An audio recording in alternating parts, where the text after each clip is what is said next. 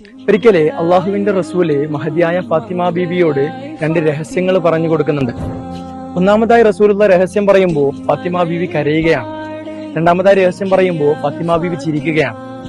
മഹദിയായ ആയിഷ ബീവി ചോദിക്കുന്നുണ്ട്, അല്ലയോ ഫാത്തിമ, ആദ്യമായി റസൂലുള്ള രഹസ്യം പറഞ്ഞ സമയത്ത് നിങ്ങൾ കരയുകയാണ്, രണ്ടാമത് രഹസ്യം പറഞ്ഞപ്പോ നിങ്ങൾ ചിരിക്കുകയാണ്. എന്താണ് ആ രഹസ്യം?